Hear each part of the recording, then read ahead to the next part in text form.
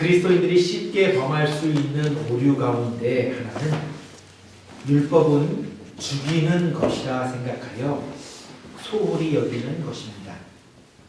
이것은 복음을 지나치게 강조한 나머지 율법의 본질을 왜곡한 결과입니다.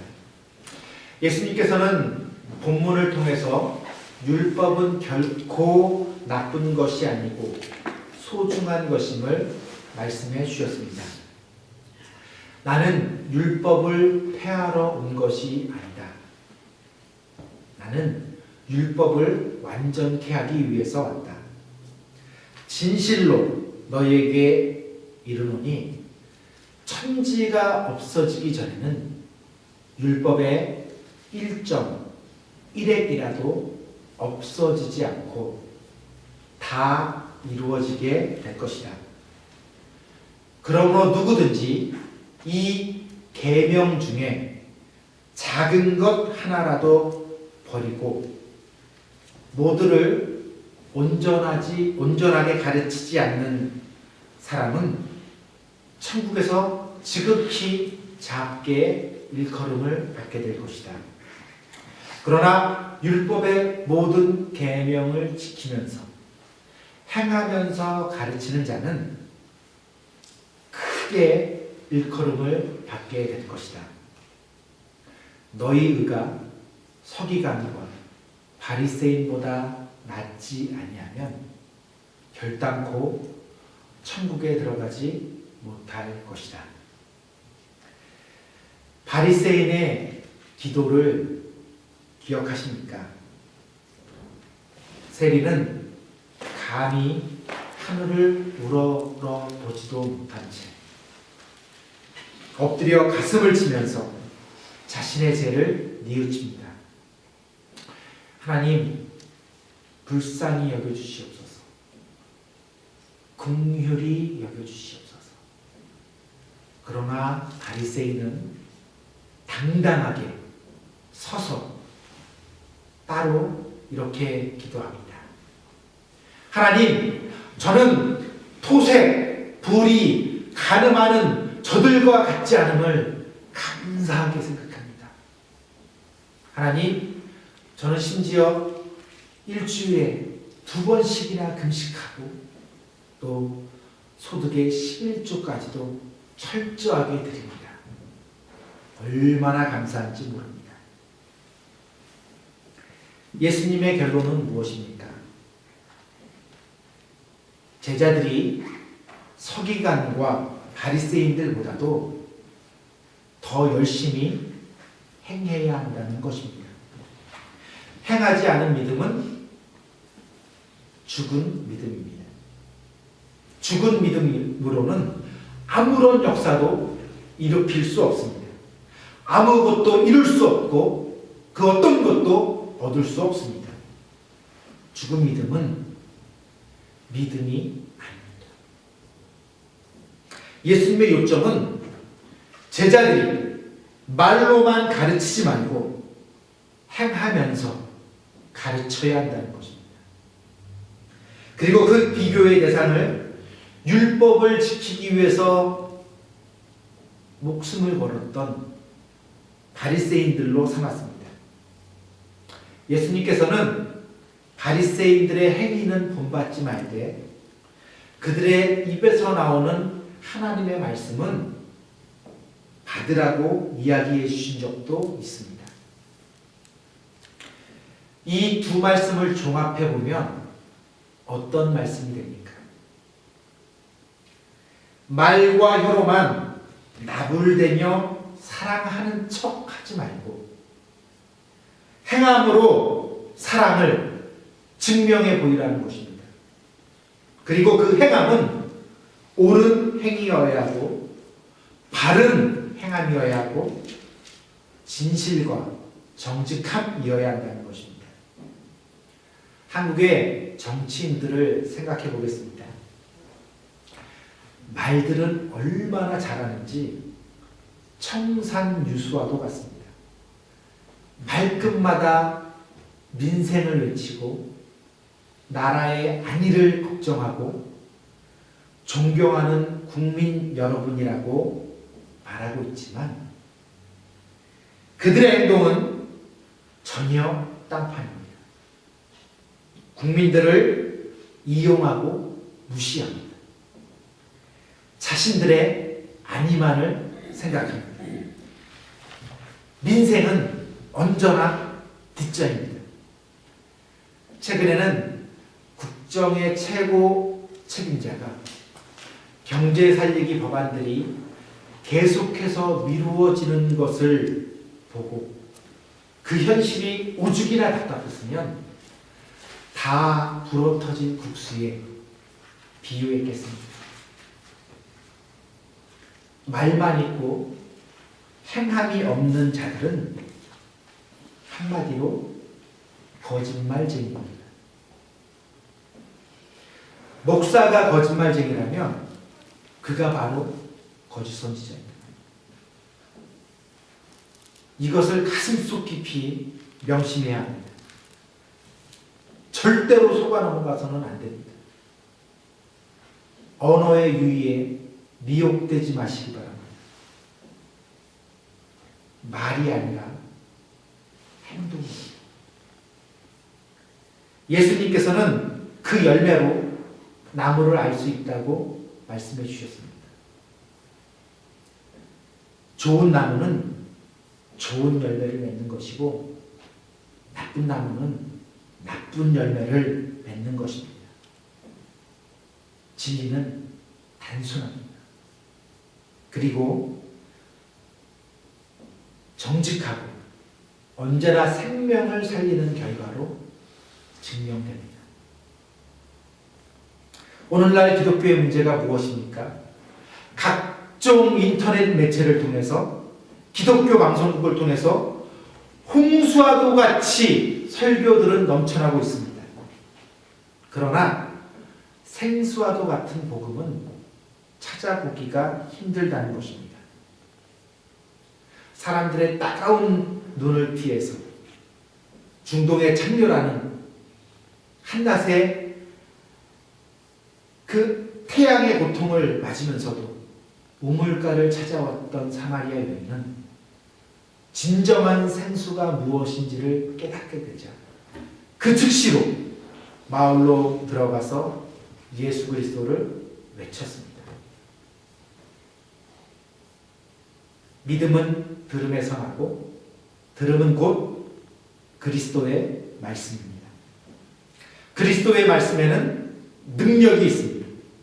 그래서 믿음에는 반드시 역사가 뒤따라오는 것입니다. 사마리아 성은 이 한 여인의 용기 있는 행동으로 말미암아서 복음화가 되었습니다. 엄청난 믿음의 역사가 일어난 것입니다. 역사가 일어나지 않는 믿음은 참 믿음이 아닙니다. 결론은 간단합니다. 하나님의 말씀으로 선포된 말씀이라도 믿음의 역사가 동반되지 않는다면 그것은 살아있는 하나님의 말씀일 수 없습니다. 사람의 선포요, 인간의 외침입니다. 타락하고 변질된 인간의 종교적인 욕구만을 만족시키는 거짓말들입니다. 한국의 기독교가 생명을 살리고 있습니까? 아니면 죽이고 있습니까? 이것이 그 반증입니다. 황금보기를 돌같이 여겼던 최영 장군님은 무장은 행동으로 말을 한다는 명언도 남겼습니다. 세계의 최강의 군대는 단연코 이스라엘 군대입니다. 적은 숫자이지만 수많은 적들에게 결코 밀리지 않습니다. 이들에게는 돌격 앞으로라는 명령어가 없습니다. 오직 나를 따르라 라고 하는 말이 있을 뿐입니다. 예수 그리스도를 믿고 따르는 우리는 십자가 군대에 속한 그리스도의 군사들입니다. 가슴 깊이 새기십시다. 돌격 앞으로가 아닙니다. 나를 따르라. 그렇게 말할 수 있어야 합니다. 한국의 기독교는 황금을 돌같이 보고 있습니까? 아니면 황금을 우상 숭배하고 있습니까? 한국교회가 어둠을 밝히지 못하고 소금으로 맛을 내지 못하는 것은 돌격 앞으로라는 공허한 외침만 있었지 나를 따르라고 하는 진정한 지도자가 없기 때문입니다. 자신을 희생하면서 성도들과 몸된 교회를 섬기는 진실된 지도자가 없기 때문입니다. 교회가 세상의 지탄을 받으며 손가락질 당하는 것은 행동으로 복음을 외치고 삶으로 예수 그리스도의 사랑을 실천하는 그리스도인들이 없기 때문입니다. 예수님께서는 너희 의가 서기관과 바리새인보다 낫지 못하면 천국에 들어가지 못할 것이다. 이렇게 말씀해 주지 않으셨습니다. 너희 의가 서기관과 바리새인보다 더 낫지 못하면 결코 천국에 들어가지 못하리라. 이 얼마나 엄하고도 중차대한 경고의 말씀입니까? 마태복음 7장에 나오는 거짓 선지자들은 우리가 주의 이름으로 선지자 노릇했습니다. 주의 이름으로 귀신을 쫓아내며 주의 이름으로 많은 권능을 행했다고 자랑을 늘어놓습니다. 그러나 예수님께서는 단호하게 선포해 주셨습니다. 내가 너희를 도무지 알지 못하노니 불법을 행하는 자들아 나를 떠나가라. 그러므로 누구든지 이 말을 듣고 행하는 자는 그 집을 반석 위에 지은 지혜로운 사람이나 듣고도 행하지 않는 자는 그 집을 모래 위에 지은 어리석은 사람이니 비가 내리고 창수가 나고 바람이 불 때면 그 무너짐이 심할 것입니다. 예수님께서는 마지막 말세 때에 인자가 다시 올 때에 믿음이 있는 자를 보겠느냐 이렇게 말씀해 주셨습니다. 참 믿음은 고통과 고난, 시련과 환난이 올 때에 확실하게 증명됩니다. 욥은 고난을 통해서 믿음을 인정받았고 아브라함은 아들 이삭을 번제물로 바치는 시험을 통과함으로써 믿음의 조상이 되었습니다. 기독교 역사를 통해서 볼 때 수많은 사람들이 박해의 시기에 배도하고 그리스도를 부인했습니다. 그래서 손양원 목사님이 위대한 것이고 주기철 목사님이 더욱더 빛나는 것입니다. 기독교는 예수 그리스도의 십자가의 고난과 죽음이 없이는 존재할 수 없습니다. 그가 찔림을 받았고 그가 상함을 입었고 멸시와 조롱을 받으셨습니다. 그러나 피를 철철철철 흘리시면서도 끝까지 인내하셨고 용서해 주셨기 때문에 십자가의 사랑, 하나님의 사랑이 위대한 것입니다. 사랑하는 성도 여러분, 이성계의 책사로서 새 왕조, 조선 왕조의 설계자였던 개혁자 정도전도 또 고려의 마지막 충신으로 안정 속에서 변화를 추구했던 지략가 정몽주도 또 공민왕 사후 14년 동안 모든 권력을 잡고 정권을 휘둘렀던 정치구단, 능구렁이 이인임도 모두 죽었습니다. 세 사람 모두 제명대로 살지 못했습니다. 동시대를 살면서 각기 다른 사상과 신념으로 살았던 이들은 벌써 죽은 지 700년, 800년이 지났습니다. 그런데 오늘 현재 역사는 이들을 어떻게 기억하고 있습니까? 우리 모두는 죽습니다. 어떤 이들은 이 땅에서 잘 먹고 잘 살 수도 있고 명예도 지니고 권력도 휘두르고 부귀영화를 모두 누릴 수도 있을 것입니다. 그러나 영원한 시간에 비하면 이 세상에서의 삶은 한낱 전과 같은 짧은 시간입니다. 정말로 중요한 것은 사람들에게 인정받는 것도 아니고 역사의 기록도 아닙니다. 최후 심판의 심판자가 되시는 예수님의 평가입니다. 이것을 믿으십니까? 아멘. 우리는 어떠한 집을 지어야 하겠습니까?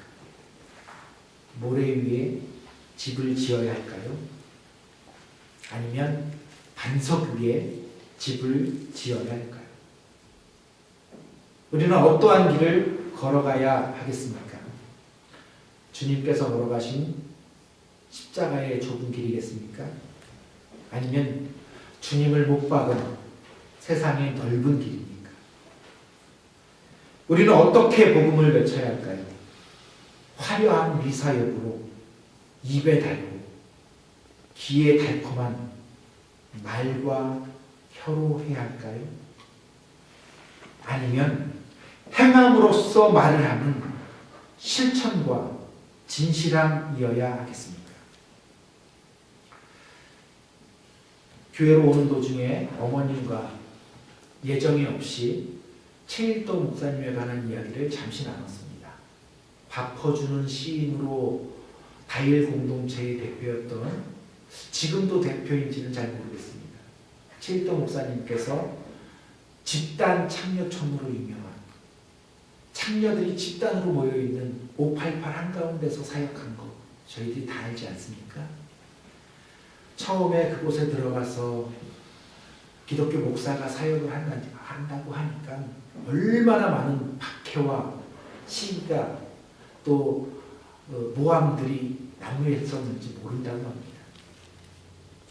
현역 언니들이 육두문자를 다 써가면서 온갖 욕을 다 쏟아부었답니다. 최일도 목사님의 집회에서 그분의 표현 그대로 인용하면 현역 언니들 사이에서 시합이 붙었답니다. 내기죠. 누가 먼저 따먹나. 차 목사님은 그대로 이렇게 표현했어요. 얼마나 많은 유혹과 시험이 있었겠습니까? 3년 동안 거의 매일같이 노숙자들에게 따뜻한 밥을 해고 또 매일같이 청소를 했다고 합니다. 3년이 지난 어느 날 어떤 누나가 와서 이렇게 고백을 하더랍니다. 목사님, 저같이 더러운 년도, 쓰레기 같은 이 밑바닥 인생도 예수님을 믿을 수 있을까요? 중요한 것은요, 차 목사님께서 단 한 번도 예수 믿으라는 말을 해본 적이 없답니다. 예수님의 결론입니다. 행하며 가르쳐야 천국에서 크게 일컬음을 받습니다. 행하지 않고 가르치는 것은 거짓입니다. 종교적으로 자신들의 배만 채우는 영적인 사기 행각입니다. 그리고 그 끝은 용서 없는 심판뿐입니다. 헛된 외침, 헛된 구호는 이제 그만 그쳐져야 합니다. 살아계신 우리 주님은 불꽃 같은 눈으로 선악간에 공의로 심판하시는 심판주이시기도 하십니다. 말세 지마를 살아가고 있는 오늘날 이 시대에 진정으로 필요한 교회 지도자, 성도는 예수 그리스도가 머리 되셔서 주인으로서 통치하시고 다스리시는 주님의 몸된 교회이고, 돌격 앞으로가 아니라 이순신 장군처럼 나를 따르라 행동으로 말하는 지도자이고, 포도나무에 딱 붙어 있어서 좋은 열매 맺는 성도들입니다. 아무쪼록 복음에 합당한 삶을 살 수 있기를 바랍니다. 아멘. 너희의 착한 행실로 하나님께 영광이 돌려진다고 말씀해 주셨습니다. 그것이 빛이고 그것이 소금인 것입니다.